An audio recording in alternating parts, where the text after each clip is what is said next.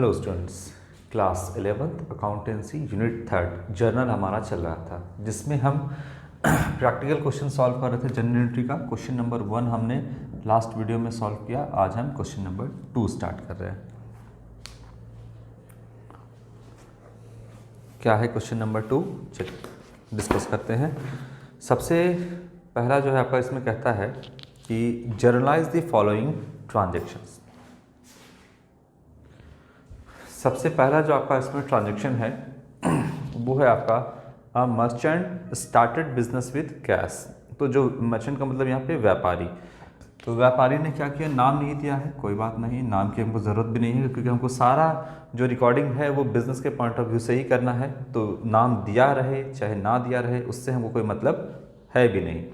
तो 2018 जो है यहाँ पर ईयर है और आप जनरल एंट्री के फॉर्मेट पे बनाओगे। जो आपका मंथ है वो अप्रैल का है और ट्रांजैक्शन जो स्टार्ट हो रहा है वो 2 अप्रैल से है। ठीक है, 2 अप्रैल से ट्रांजैक्शन स्टार्ट है। क्या है आपका, मर्चेंट ने बिजनेस स्टार्ट किया और 10,000 रुपये लगाया बिजनेस में। जो भी व्यापारी है ये ऑनर है बिजनेस का और इसने 10,000 रुपये बिजनेस में कैश लगाया। तो बिजनेस में आया क्या, कैश। तो कैश अकाउंट डेबिट और देने वाला कौन, व्यापारी। क्रेडिट द गिवर, बिजनेस के पॉइंट ऑफ व्यू सोचना है, ये कौन है, क्रेडिट द गिवर यानी गिवर है। तो टू क्या लिखेंगे, कैपिटल अकाउंट। ठीक है, ये लिखेंगे cash to capital. Modern approach से एसेट बढ़ गया तो डेबिट, इंटरनल लायबिलिटी बढ़ गया तो क्रेडिट। बस being started business with cash, ये आप जो है नरेशन यहाँ पे लिखोगे। इसके बाद ट्रांजैक्शन नंबर 2 क्या है, डिपॉजिटेड इनटू बैंक। ठीक है, बैंक में जो है वो डिपॉजिट किया गया है। तारीख हो गया आपका अप्रैल तो हो गया मंथ और 2 तारीख को ही किया गया है।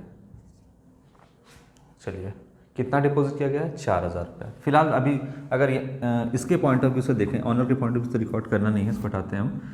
बिजनेस में अभी है कैश कितना 10,000 रुपये कैश है और ये कैश को बैंक में जाकर के डिपॉजिट किया गया। किसका अकाउंट है बैंक में, तो बैंक जो बिजनेस है उसी का अकाउंट है बैंक में। और ये जो है 4,000 रुपये यहाँ से कहाँ चला गया, बैंक में। ठीक है, कहाँ चला गया, बैंक में। तो बताइए, तो 4,000 बैंक में चला गया तो बिजनेस में 4,000 तो कैश कम हो जाएगा, तो बचा कितना, 6,000 रुपये। फिलहाल हमको यहाँ पर जो है कितना कैश बिजनेस से गया उससे मतलब है, बचा तो यहाँ पर 6,000 रुपये। ये तो आपको समझ में आ रहा है, ठीक है। 10,000 है और 10,000 में से 4,000 रुपये बिजनेस से चला गया और बिजनेस के ही बैंक अकाउंट में डिपॉजिट कर दिया गया। ये बात है यहाँ पर। अच्छा, तो एसेट की हम बात करते हैं पहले मॉडर्न अप्रोच से। जो एसेट है वो बढ़ता है तो डेबिट, घटता है तो क्रेडिट। एसेट का हमेशा बैलेंस जो होता है वो डेबिट साइड होता है। अगर एसेट बढ़ता है तो डेबिट करेंगे, अगर घट जाता है तो क्रेडिट करेंगे, अपोजिट। अब यहाँ से बताइए, बिजनेस के पॉइंट ऑफ व्यू से सिर्फ आपको सोचना है, बिजनेस से कैश बढ़ा या घटा, घट गया तो क्या कर देंगे, क्रेडिट। क्या घटा, कैश, तो कैश को क्रेडिट करेंगे। ठीक है, क्योंकि कैश जो है एसेट है बिजनेस का, 4,000 से बिजनेस का कैश घट गया, कितने से, 4,000 से। अच्छा, बिजनेस का बैंक बैलेंस जो है वो तो बढ़ गया ना, एक एसेट बढ़ गया, बैंक बैलेंस जो है वो बढ़ गया तो क्या करेंगे, डेबिट। क्या बढ़ा, बैंक बढ़ा, बैंक बैलेंस बढ़ा, इसलिए हम बैंक अकाउंट को डेबिट करेंगे 4,000 से। खत्म बात।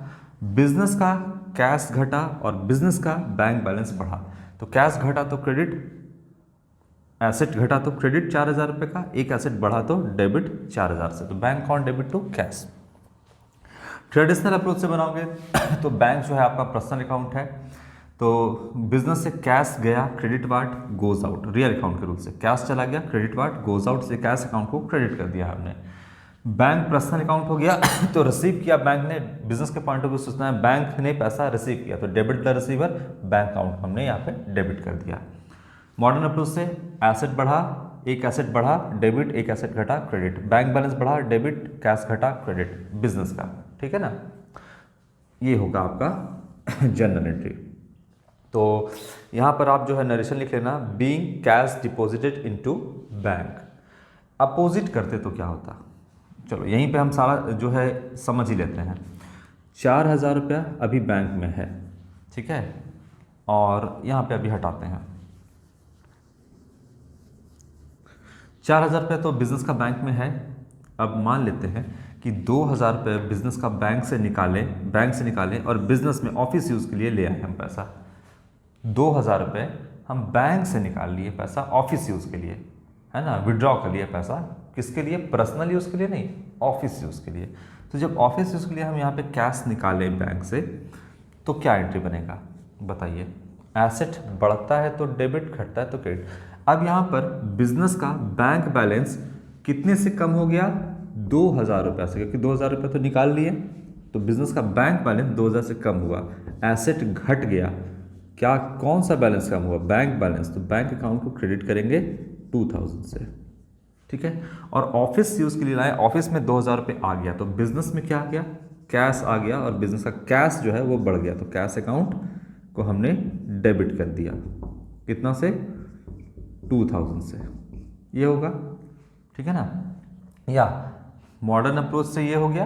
ट्रेडिशनल अप्रोच से बात करोगे तो debit ward comes in, real account के रूल से कैश आया बिजनेस में, डेबिट वार्ड कम्स इन, और बैंक ने दिया, तो बिजनेस के पॉइंट ऑफ व्यू से वो कौन है, गिवर है, तो क्रेडिट द गिवर हमने क्रेडिट कर दिया बैंक अकाउंट को। फिलहाल आप मॉडर्न अप्रोच से बनाओ, एक एसेट बढ़ा बिजनेस का, एक एसेट घटा, यहाँ पर इसकी बात कर रहे हैं। बिजनेस का एसेट घट गया, बैंक बैलेंस क्रेडिट कर दिए, बिजनेस में कैश बढ़ गया, डेबिट कर दिए, तो बिजनेस का ही एक एसेट कम हुआ, बैंक बैलेंस तो क्रेडिट कर दिए, बिजनेस का ही कैश जो है इंक्रीज हुआ, तो कैश को डेबिट कर दिए, ठीक है। ये आपका एंट्री बनेगा। फिलहाल क्वेश्चन में गिवन नहीं है, इसलिए अभी इसको हटाते हैं।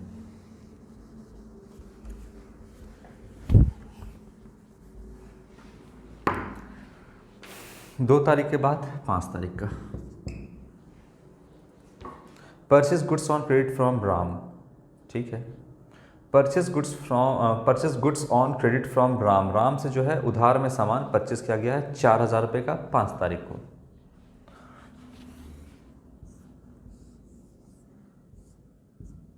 ये बिजनेस है, ये राम है, परचेस किया गया गुड्स किस पे, क्रेडिट पे, तो चाहे कैश परचेज किया हो चाहे क्रेडिट परचेज किया हो, परचेज अकाउंट तो हम यहाँ पे डेबिट करेंगे ही, क्योंकि बिजनेस का स्टॉक कैश में खरीदो तो भी बढ़ेगा, क्रेडिट में खरीदो तो भी बढ़ेगा, तो परचेज अकाउंट डेबिट कर दिया 4,000 से।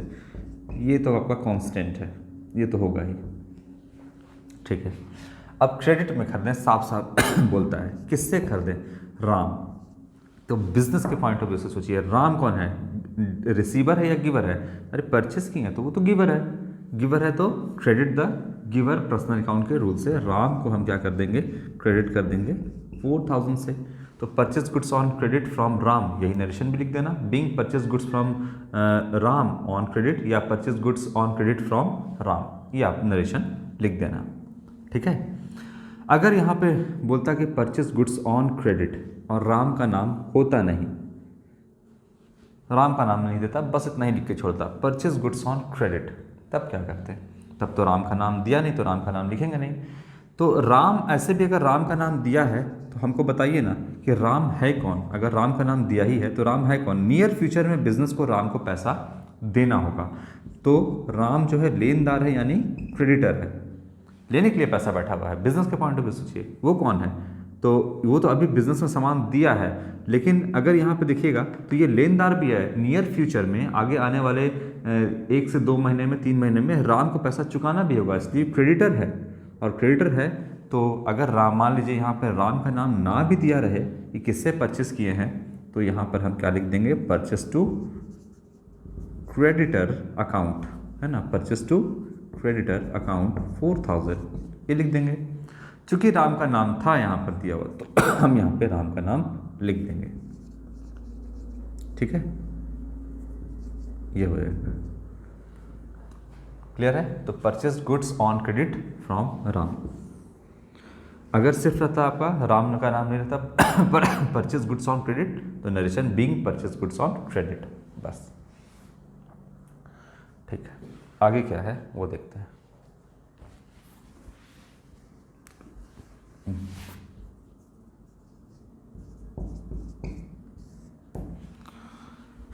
इसके बाद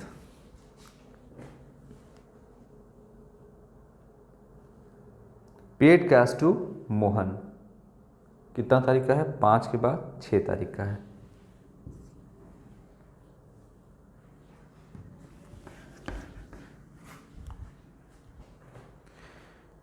paid cash to Mohan, Mohan को जो है कैश पेड किया गया है। देखिए समझते हैं बात को। मोहन भी कौन होगा? मैं क्रेडिटर ही होगा। देखिए ये है आपका मोहन, ज़रूर मोहन से उधार में सामान खरीदा गया होगा, तभी तो हम उसको कैश पेड कर रहे हैं ना। परचेज किया गया होगा, हम लिख देते हैं यहाँ पे क्रेडिट परचेज, उधार में सामान परचेज किया होगा, तब जाकर के बिजनेस जो है वो मोहन को कैश पेड कर रहा है। ठीक है, तो बताइए बिजनेस के पॉइंट ऑफ व्यू से देखिए कि रिसीवर कौन है? रिसीवर मोहन है, तो डेबिट द रिसीवर। मोहन कौन? पर्सन, तो पर्सन अकाउंट से डेबिट द रिसीवर, मोहन को हम यहाँ पे डेबिट करेंगे, अमाउंट बाद में लिखेंगे। और 2 बिजनेस से क्या गया? क्रेडिट वार्ड गोज आउट, यहाँ पर कैश चला गया, तो रियल अकाउंट के रूल से बिजनेस का कैश गया, क्रेडिट वार्ड गोज आउट, तो मोहन अकाउंट डेबिट टू, यहाँ पर हो जाएगा कैश। अमाउंट अब लिख देते हैं हम, कितना है आपका? 500 रुपीज़ जो है यहाँ पर अमाउंट है, तो मोहन टू कैश 500 ये होगा। ठीक है, ज़रूर मोहन से उधार में 25 के होंगे, तब मोहन को पैसा चुका रहे हैं। मोहन मेरा कौन? तो मोहन मेरा होगा क्रेडिटर, जो कि पैसा अब हम उसको चुका रहे हैं। ठीक है, तो यहाँ पर कैश जो है वो चुक रहा है। अगर यहाँ पर बात करें हम मॉडर्न अप्रोच से, तो एसेट का तो लिखा ही हुआ है, लायबिलिटी का दिखाते हैं। लायबिलिटी बढ़ता है तो क्रेडिट, घटता है तो डेबिट। मोहन मेरा है कौन? क्रेडिटर होगा, तभी तो उसको हम पैसा पे कर रहे हैं, लेनदार था। बताइए जब बिजनेस ने पैसा पे किया मोहन को, तो बिजनेस का लायबिलिटी बढ़ा या घटा? जाहिर सी बात है बिजनेस का लायबिलिटी घट गया। बिजनेस का लायबिलिटी घटता है तो क्रेडिट करते हैं, बिजनेस का लायबिलिटी घटता है तो डेबिट करते हैं। तो मोहन कौन? क्रेडिटर। बिजनेस का लायबिलिटी घट गया तो क्रेडिटर लायबिलिटी होता है, लायबिलिटी घट गया तो डेबिट कर दिए हम, तो यहाँ पर मोहन को हम डेबिट कर दिए। अच्छा, और यहाँ पर बिजनेस से कैश चला गया, कैश चला गया तो एसेट जो है वो घट गया, तो कैश अकाउंट को क्रेडिट कर दिए। फिलहाल एक ही तरफ दिमाग लड़ाइएगा, लेकिन आप सोच सकते हैं, सोचने में कोई बुराई नहीं है। यहाँ पर अगर ट्रेडिशनल अप्रोच से debit the receiver, credit part goes out, अगर देखें तो लायबिलिटी घटा तो डेबिट, एसेट लायबिलिटी जो है आपका घटा तो डेबिट, और एसेट जो है वो घटा तो क्रेडिट। सेम चीज़ आपका, लायबिलिटी घटा तो डेबिट, एसेट घटा तो क्रेडिट। ये चीज़ आपको ध्यान में रखना होगा। ठीक है, being cash paid to Mohan, या जो है नरेशन लिख लेना। 6 तारीख, 6 के बाद क्या है?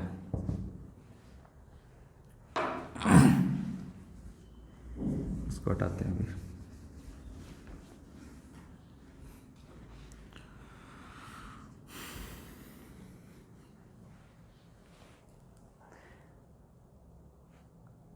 छः हो गया ना। 10 तारीख कैश सेल्स, कैश सेल्स कितना है अमाउंट भी देख लेते हैं साथ ही साथ, 1000 rupees cash sales, cash sales rupees 1000। Cash sales लिखता है, इसे कंफ्यूज करने की ज़रूरत नहीं है। कैश कभी बेचा थोड़ी जाता है, कैश सेल्स का मतलब कैश बेच दिया गया, ऐसा नहीं है। कैश सेल्स का मतलब होता है गुड्स सोल्ड फॉर कैश, यानी सामान बेचा गया है, और किस में बेचा गया है? कैश में। आप बताओ ना, सेल्स का मतलब क्या होता है? सेल्स का मतलब सामान बेचना, गुड्स बेचना। सेल्स का मतलब ही होता है गुड्स को बेचना, परचेस का मतलब ही होता है गुड्स परचेस करना बिजनेस में। ठीक है, तो कैश सेल्स लिखा है मतलब कि सामान बेचा गया है, सेल्स का मतलब गुड्स बेचा गया है। किस में बेचा गया? तो कैश में बेचा गया, तो मतलब गुड्स सोल्ड फॉर कैश, सामान कैश में बेचा गया है, ये मतलब हुआ इसका। अब बिजनेस के पॉइंट ऑफ व्यू से सब कुछ सोचिएगा। बिजनेस से चला गया गुड्स, गुड्स चला गया तो, लेकिन हम वर्ड का इस्तेमाल करेंगे सेल्स, तो क्रेडिट पार्ट गोज आउट, हम यहाँ पर सेल्स अकाउंट को क्रेडिट कर देंगे। ठीक ठीक है। इसके बाद कैश में बेचा गया तो बिजनेस में आया क्या, कैश। तो debit watt comes in real account के रूल से कैश अकाउंट को हम डेबिट कर देंगे, कैश अकाउंट डेबिट। 1000 से जो कैश आया और गुड्स जो है यानी स्टॉक 1000 से कम हो गया, तो cash account debit to sales account. Goods sold for cash रहता है तब भी हम यही जर्नल एंट्री पास करते हैं, सेम होता है आपका। क्लियर है बात, ठीक है।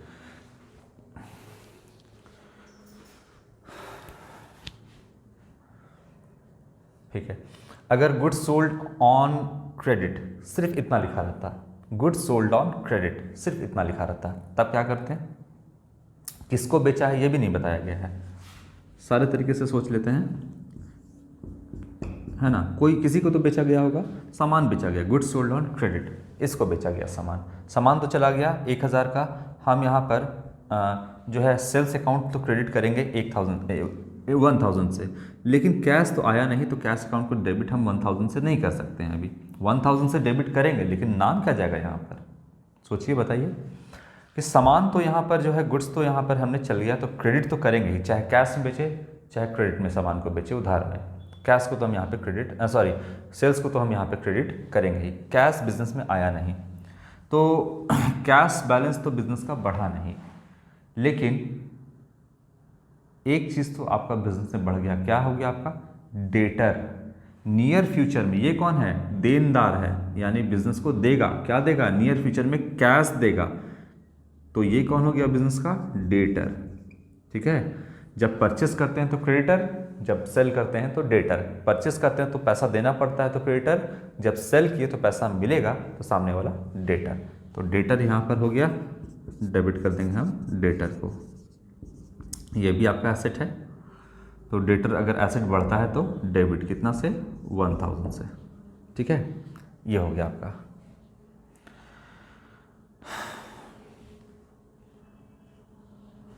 चलो, फिलहाल यहाँ पर कैश आया था तो हम कैश लिखेंगे, कैश यहाँ पे डेबिट कर देंगे, cash account debit to sales. 10 तारीख का, चलो 10 तारीख के बाद क्या है, फटाफट बनाते हैं। 10 तारीख के बाद है आपका 15 तारीख का। इसमें है आपका goods sold to Sohan, Sohan को सामान बेचा गया है, सामान बेचा गया है, सामान तो जा रहा है, चाहे उधार में जाए चाहे कैश में। गुड्स सोल्ड टू सोहन, तो यहाँ पर सेल्स अकाउंट को क्रेडिट कर देंगे, सामान गया। किसको बेचा गया, नाम दे दिया, डेटर कौन मेरा, सोहन, है ना, अभी जो बताएं सोहन, ये है डेटर। तो सोहन डेबिट, ये हो गया सोहन कौन, यहाँ पर पर्सन है, तो पर्सनल अकाउंट के रूल से डेबिट द रिसीवर और टू सेल्स यहाँ पे, है ना। तो आपका हो गया सोहन टू सेल्स, सोहन का नाम नहीं रहता तो debtor account debit to sales, ये बनाते हैं। अमाउंट देख लेते हैं हम कितना है, अमाउंट है सोहन में आपका 2000 रुपीज़, 2000 रुपये। ये हो गया आपका being goods sold on credit, ये आप लिख देना नरेशन में। आगे देखते हैं, रिसीव फ्रॉम गणेश, गणेश से रिसीव किए हैं 15 के बाद 20 तारीख का, इसको हटाते हैं बाकी हम।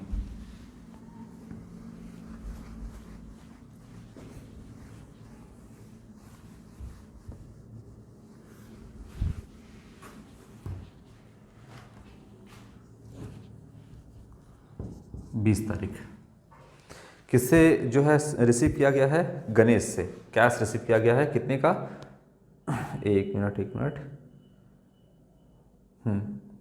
6000 रुपये का जो है वो रिसीव किया गया है गणेश से। ठीक है,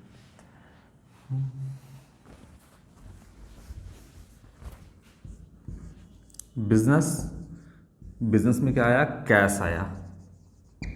ठीक है, तो कैश अकाउंट डेबिट किया हमने। ठीक है, देने वाला कौन, गणेश। गिवर कौन, बिजनेस के पॉइंट ऑफ व्यू बिजनेस के पॉइंट ऑफ व्यू से सोचिए, गिवर कौन दिया, गिवर कौन है, तो आपका गणेश है। गणेश कौन है, पर्सन, तो पर्सनल अकाउंट से क्रेडिट द गिवर, इसलिए हम गणेश को यहाँ पे क्रेडिट कर देंगे। ठीक है, अमाउंट जो है आपका वो है 6000 रुपीज़, ये हो जाएगा। Cash account debit to Ganesh, ये आपका जो है जनरल एंट्री बनेगा। Being cash receive from Ganesh ये नरेशन आप लिख देना यहाँ पर। 20 के बाद है आपका नेक्स्ट जो डेट है 25 तारीख का। 25 अप्रैल को क्या हो रहा है, परचेस गुड्स फॉर कैश, बहुत आसान है। स्टॉक बढ़ा बिजनेस का, परचेस अकाउंट डेबिट, बिजनेस से क्या गया, कैश चला गया, तो credit part goes out, cash account credit.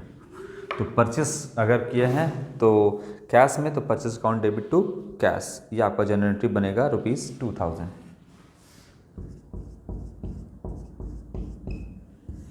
Being goods purchase on, यहाँ पे आप नरेशन लिख लेना, being goods purchase for cash, क्योंकि ये क्रेडिट में नहीं है।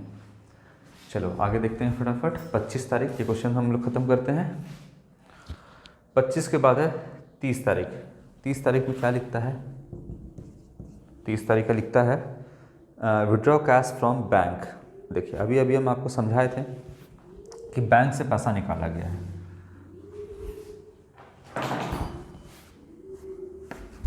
हटाते हैं, और ये है बिजनेस का बैंक, यहाँ से पैसा निकाला गया है और बिजनेस में आया है।